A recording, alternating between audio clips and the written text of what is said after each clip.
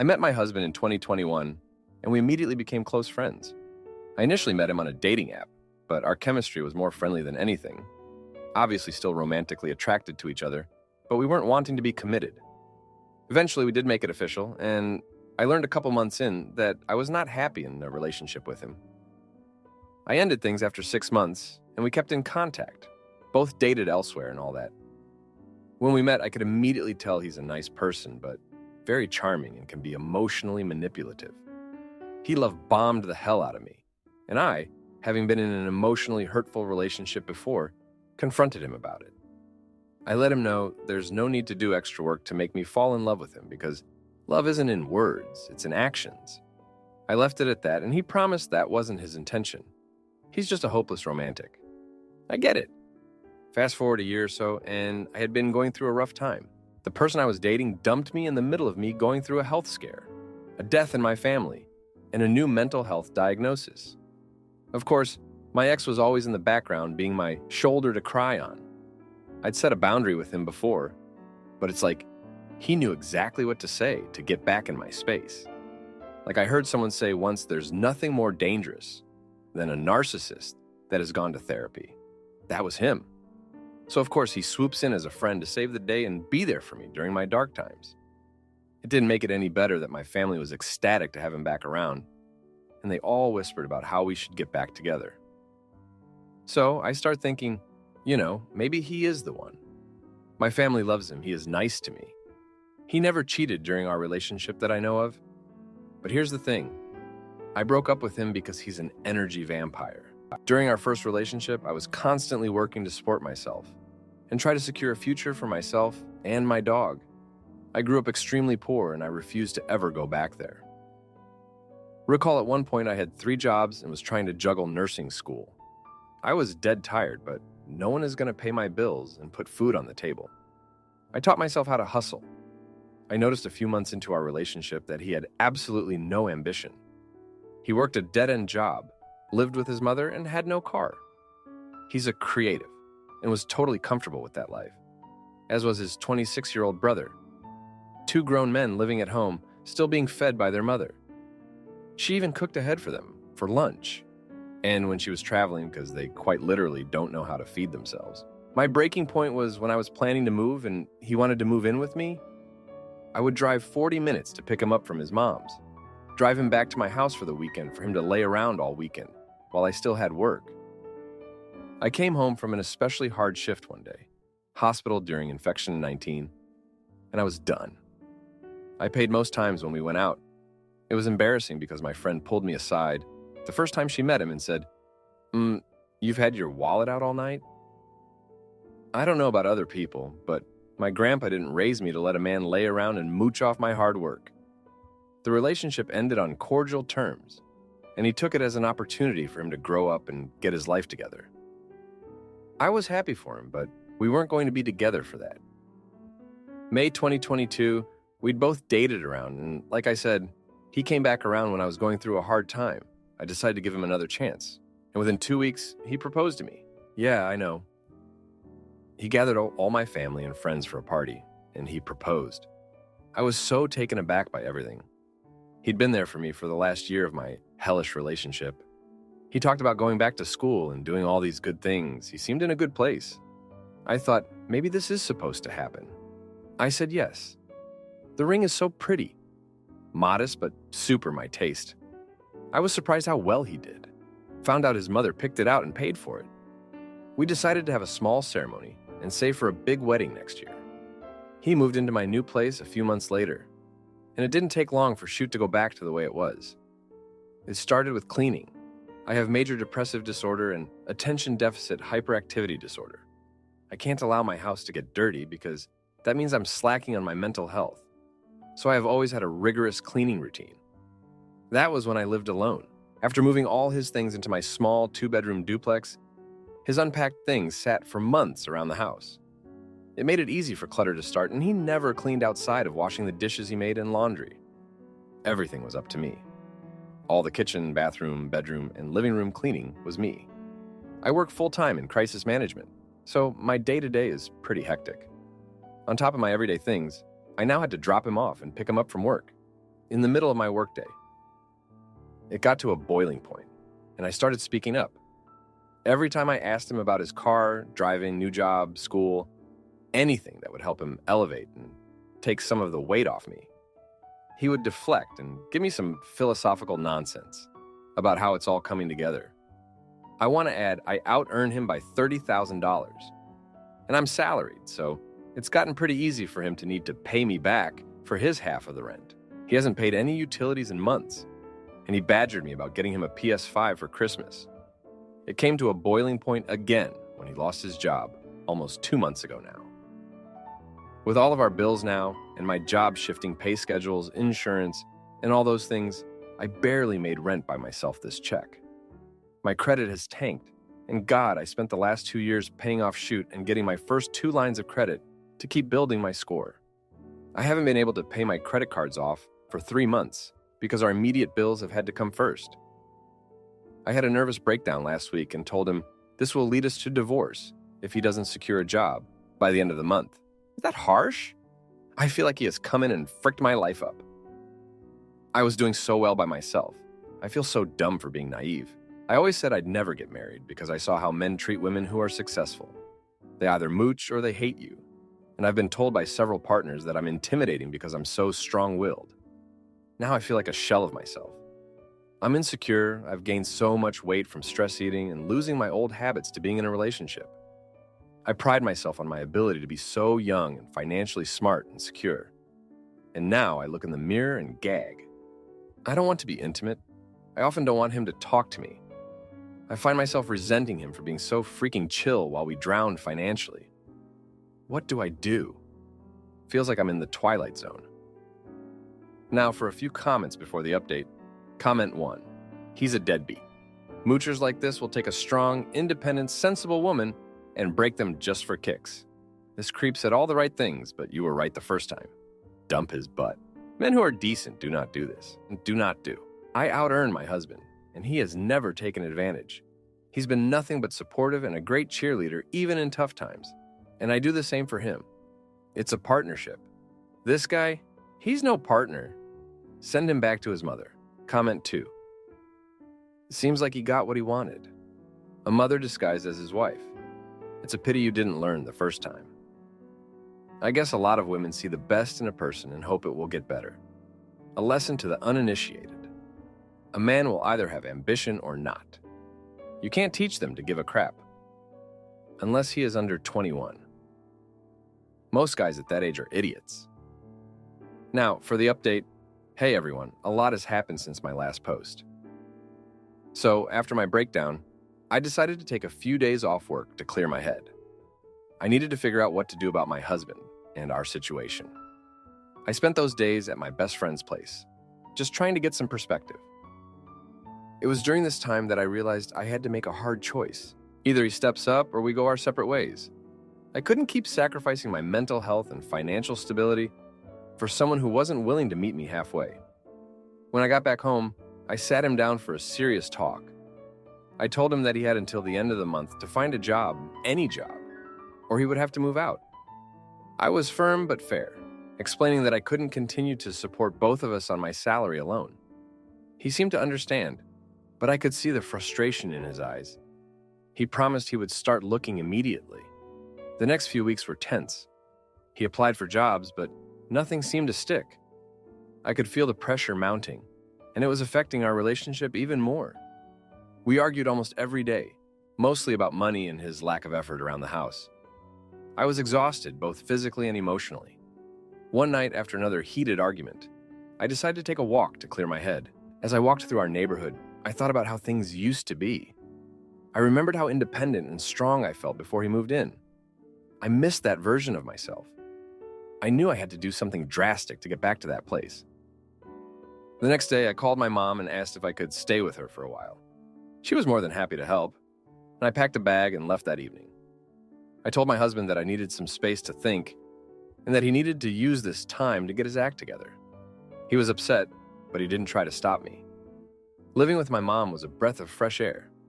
I felt supported and loved, and it gave me the clarity I needed. I started going to therapy again, which helped me process my feelings and come up with a plan. I realized that I had been enabling my husband's behavior by always picking up the slack. I needed to set boundaries and stick to them.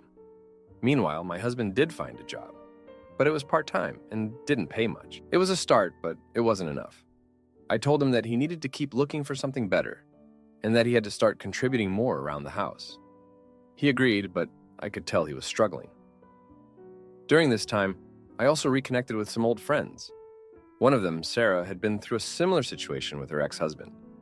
She shared her story with me, and it was like a light bulb went off in my head. She told me how she had to make the tough decision to leave her marriage to find herself again.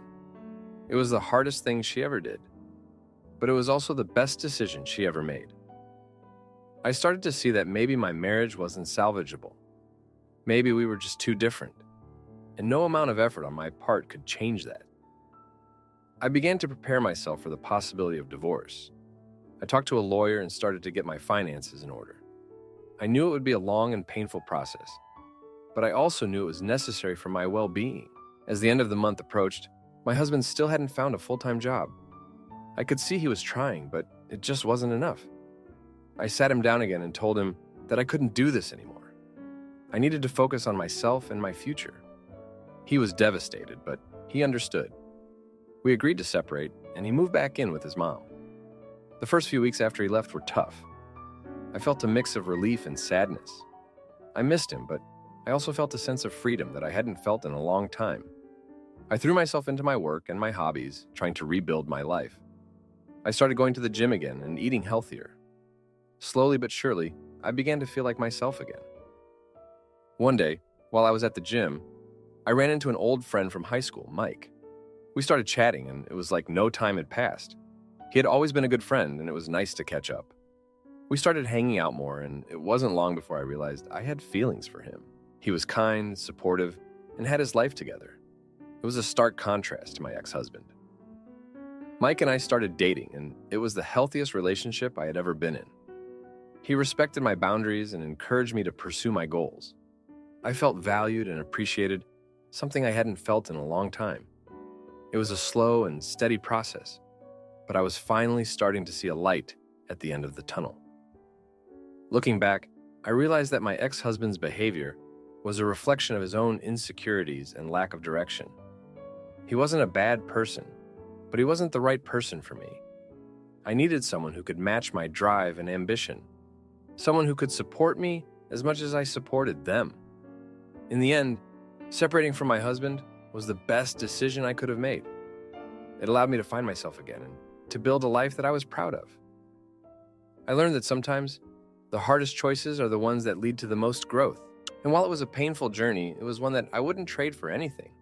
Thanks for reading. Am I the idiot for cutting off my creepy father-in-law after catching him spying on us through our pet cameras? So my husband and I live in an apartment, and we have a cat. And to keep an eye on our cat when we are away, and also for security, we have a couple of pet cameras in our place, one in the living room and one in the bedroom. A few days ago, my husband was away on a business trip, and I was in my room doing my own thing, and I saw the light from the camera that turns on when someone is watching. When I looked at it again, it went away. I thought it was my husband because we sometimes check on each other or check the camera for fun. So I texted him naughty. I'm okay with him checking the camera when I'm there, and when he's away, by the way. A couple of hours later, he texted me back and said he had no idea what I was talking about. So I thought that I just saw it wrong or saw a reflection. Later that night, I got out of the shower and was drying myself in the room, and I saw the light again. I called my husband to ask if he was watching me, but he wasn't. I got scared, so I looked up if there was a way to see who was watching. And I found out that I can check which devices are logged in or have access to the cameras. When I checked it, it was my father-in-law's phone. I remembered that he was here a few months ago when we went away for a vacation to look after the cat. I helped him get connected to the app so he could use the camera too when he was away. When we came back, I asked him if he could log out from the app, and he said he did. But it showed that he was still logged in on his phone. I told my husband everything, and my husband called his father to ask him. The father-in-law said that he wasn't watching me or using the camera, and he thought he had logged out at that time, and he doesn't even have the app anymore. He also said that he was a little offended and upset that we were accusing him. He said it might have been some kind of glitch or bug. What's more suspicious is that after that call, his device disappeared from the device list. I feel so violated because there were many times I was changing or doing other things in front of the cameras, and I saw the light on, and I just assumed it was my husband. To be fair, a lot of times it was my husband, but I didn't check every time because I automatically assumed that it was him, since I thought we were the only ones with access. It creeps me out so much to think that he could have been watching even when my husband and I were getting intimate. I don't know what to do now because my husband is saying his dad is not the type to do such a thing. He trusts him and he thinks it probably was a glitch. I know it's not showing anymore and we logged out, restarted and everything, so there isn't a way for him to access them again. But I still feel so violated and embarrassed. But I don't know what to do because I have no way to prove that he was watching even if he had access accidentally. What do I do? Confront him again? My father-in-law has always been the crude type, and this made me rethink all the previous interactions with him and wonder if he was watching us. Like a couple of weeks ago, we were having dinner with another relative, and they asked when we were planning to have kids. We were like, we don't know yet. But my father-in-law made a joke saying, considering how they are doing it like rabbits, it should be soon. I thought that was just a crude joke, but now I'm wondering if he has been watching and made that joke based on that. So, I don't know how to proceed. Now, for a few comments before the update. Comment 1. You have proof from the application logs. Proof. You know what happened. Your father-in-law was watching you. What you do with this information is up to you. Keep in mind that despite the proof, it sounds likely your abnormally naive husband may never believe either you or the logs. The fact that your husband will never believe this is a critical component to your decision-making process. That being said, anyone who has internet-connected non-CC cameras in their home, especially the bedroom, is pretty dumb. Unless you're on of course. Like, I can't even believe people do that stuff. Source: an IT graduate with a 4.0 GPA. Comment 2. From your description, it sounds like you did catch your father-in-law checking the cameras. Try to see if you can check the logs of who accessed the cameras on specific dates and times and print it out, or take a screenshot as proof to show your husband. Your father-in-law wants to deny it to make you doubt yourself. By logging out, he can say he does not have access. But the logs are the proof. Change your password immediately. If he ever has to watch your pets again, change the password after he leaves each time. Now, for the update. Hey everyone, thanks for reading. So, after the whole camera incident, things have been pretty tense around here. My husband and I decided to change all the passwords for the cameras, and even got a new security system. We thought that would be the end of it, but it turns out it was just the beginning. A few days after we changed everything, my husband got a call from his dad. He was really upset and accused us of overreacting and not trusting him. My husband tried to calm him down, but it just escalated into a huge argument. My father-in-law ended up saying some pretty hurtful things, like how we were ungrateful and how he felt disrespected. My husband was really torn because he didn't want to believe his dad could do something like that. But he also wanted to support me. That night, we had a long talk. I told him how violated I felt and how I couldn't shake the feeling that his dad had been watching us. My husband admitted that he was starting to have doubts too, especially after the way his dad reacted. We decided that we needed to get to the bottom of this, no matter how uncomfortable it might be. The next day, my husband called his dad again and asked if they could meet in person to talk things out. His dad agreed, but he was still pretty defensive.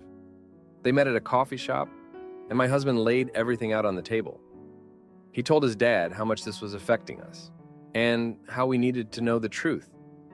His dad finally admitted that he had watched the cameras a few times, but he claimed it was just to check on the cat and make sure everything was okay. He swore he never watched us intentionally and that it was all a misunderstanding. My husband came home and told me everything. I was relieved that we finally had some answers, but I was still really upset. I felt like my privacy had been invaded, and I didn't know how to move forward. My husband suggested that we take a break from seeing his dad for a while, just to give us some space to process everything. A few days later, we got a call from my husband's aunt. She told us that my father-in-law had been acting really strange lately and that he had been drinking a lot. She was worried about him and asked if we could come over and talk to him. We agreed, even though I was still feeling pretty hurt and angry. When we got to his house, it was clear that something was really wrong. He looked terrible, and it was obvious that he had been drinking. He broke down and told us that he had been feeling really lonely and depressed since my mother-in-law passed away a few years ago.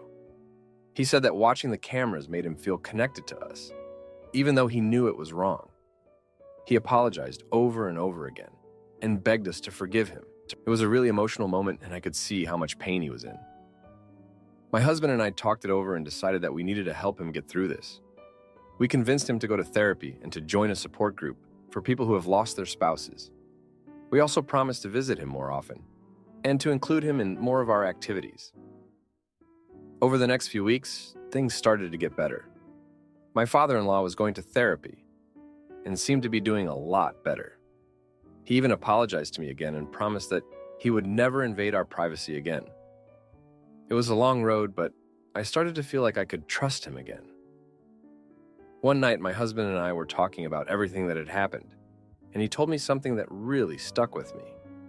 He said that he realized how important it was to communicate and to be honest with each other, even when it's hard. He also said that he was proud of me for standing up for myself and for not letting anyone make me feel uncomfortable in my own home. Looking back, I can see that this whole experience brought us closer together. It made us realize how important it is to set boundaries and to protect our privacy. It also showed us that sometimes people do things that hurt us because they're hurting too. It doesn't excuse their behavior, but it helps to understand where they're coming from. So that's where we are now. Things are still a little awkward with my father-in-law, but we're working through it. My husband and I are stronger than ever, and I feel like we can handle anything that comes our way. Thanks for reading. Am I the idiot for refusing to fake it in the bedroom and suggesting therapy? Instead, we've been in a relationship for 2 years already, moved in together, and love sharing things with each other. We are both pretty open when it comes to our feelings. We write letters to each other on birthdays and anniversaries, etc. But yeah, we've even been thinking about getting married, and I feel that I want to spend the rest of my life with him. The problem is that everything is perfect in our relationship. Everything, but when it comes to the bedroom, it has just become plain boring. Long story short, one of us doesn't like oral and the other one doesn't like butt stuff because it hurts. Maybe because of the size of the other one, as it is a bit too big, so we've only done it a couple of times. We can do it, but it's painful. It's only been working because we're both versatile. Don't know how else to put it. The thing is, the one that doesn't like oral has been trying hard and doing it anyway, and the other one isn't open to trying to be more consistently open anally. They are. But the amount isn't currently satisfying the needs of the other. There's dissatisfaction, a bit of monotony, frustration, etc. We dream of having a life together, but I don't know if it's going to work long term. It's working now. We're both dealing with it. But the intimacy satisfaction in our relationship is clearly unbalanced, and the part getting the most satisfaction has openly discussed how this situation frustrates them, as they can't satisfy the other side. Can this work? Should we break up? Open relationship? I would really appreciate some advice. My heart tells me having them by my side every morning I wake up is more than enough. But relationships are so complicated. Please just be as objective as possible. I don't know if intimacy should decide our future, and I'm trying to be serious about it, but also not too much, as I'm actually scared that this might not work and that there's nothing we can do. To add, lots of people have been making wrong assumptions. I am to take the blame for that, as I didn't share too much detail in our relationship. To be a little clearer, we are gay. We are both versatile. Started 50-50, and we both would give and receive, and take our time with each other, as we don't just have intimacy, but are making love to our most special person. It has been drifting towards an imbalance. Now it feels like there is no point. Even when someone is getting satisfaction, there's also frustration, as it has become hard to give back. And that takes the magic away from both of our experiences in bed. It feels bad to feel like it isn't 50-50ths anymore. Even when we're both trying, we have a lot of communication. We don't force each other to do things. We agree to keep trying as we want to please each other. What worried me was that I wasn't sure if this type of problem had a solution. I didn't know if there was something we weren't seeing or if carrying this could develop into something negative. I'm really thankful for the advice you've been sharing, for your honesty, and for giving such a variety of points of view and solutions. I know this is Reddit and that you shouldn't decide for us, but listening to other people's experiences can help sometimes. I will take everything into consideration and have an honest conversation with my partner. We will probably seek therapy. We had been thinking of it, it's a good idea. But as a homosexual, gay, bisexual, and transgender couple, we don't know too many friendly places around. I truly value each and every one of your comments, and will keep reading you for any comments after this edit in case it helped with your perspective. Thanks again. Now, for a few comments before the update. Comment 1, try toys. Maybe a smaller intimacy toy could get the one who doesn't like butt stuff to get acclimated to it. The one who has a problem with oral intimacy, maybe try edible lube if it's related to the taste. Is the foreplay nice? Maybe try and focus on that a bit. Meet with an intimacy therapist. It might help both of you in ways you never knew. If this is how both of you feel, then I hope you both feel comfortable enough to talk to each other about it. That already makes a huge difference. And if everything fails, maybe you might be better off as friends. But I would say, don't give up. Maybe you both are just in a weird place and need to find a new rhythm. All the best. Comment 2. I feel like I'm going to get heavily downvoted for this, but here goes nothing. Intimacy incompatibility almost always ends badly. If neither of you are getting enjoyment, or only one party feels pleasure, there's going to be a whole lot of resentment building up in the future. I think a lot of people lie to themselves that intimacy doesn't matter, but it's unfair to one party to absolutely never have their needs met. I think you should have a calm, honest conversation with your partner about whether or not things will change. If your partner never intends to make you feel good, can you live with that? Maybe. It's up to you. Now, for the update. Hey everyone, thanks for all the comments and advice from the last post. So, a lot has happened in the past month. We decided to take the plunge and see a therapist who specializes in queer plus relationships. It was a bit of a struggle to find someone we felt comfortable with, but we eventually did. The first few sessions were eye-opening. We talked about our frustrations and how the imbalance in our intimacy relationship was affecting us. The therapist suggested we try to explore other ways to be intimate that didn't involve the things we were struggling with. This led us to discover a few new things about each other. One evening, after a particularly good session, we decided to have a quiet night in. We cooked dinner together and just talked. It was one of those rare moments where everything felt perfect. We ended up on the couch, just holding each other. It was then that he admitted something that took me by surprise. He said he felt pressured to perform sexually in ways he wasn't comfortable with, because he didn't want to lose me. This hit me hard, because I never wanted him to feel that way. I realized that my frustration had been making him feel inadequate, and that was never my intention. We decided to take a break from trying to force things in the bedroom and focus on other aspects of our relationship. We started going on more dates, trying new activities together, and just enjoying each other's company. This brought us closer in ways we hadn't expected. We even took a weekend trip to a cabin in the woods, which was incredibly relaxing and gave us a chance to reconnect without any distractions. But then, something happened that brought all our hidden feelings to the surface. We were at a friend's party, and there was a bit of drinking involved. One of our friends, who didn't know about our struggles, made a joke about how we must have an amazing intimacy life because we seem so in love. This comment hit a nerve for both of us. I could see the hurt in his eyes, and I felt a pang of guilt. We ended up leaving the party early and had a long, emotional conversation on the way home.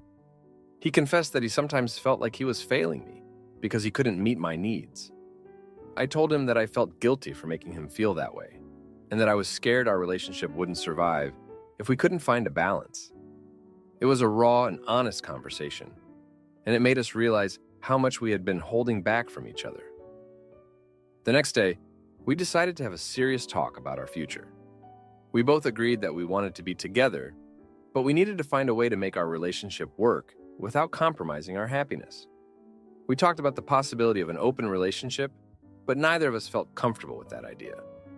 Instead, we decided to focus on improving our communication and finding new ways to be intimate that didn't involve the things we were struggling with. We started experimenting with different forms of intimacy, like giving each other massages, taking baths together, and just spending more time cuddling and talking. This helped us feel closer and more connected.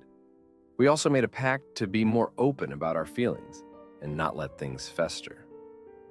One night, while we were lying in bed, he told me about a past relationship that had left him feeling insecure about his intimacy performance.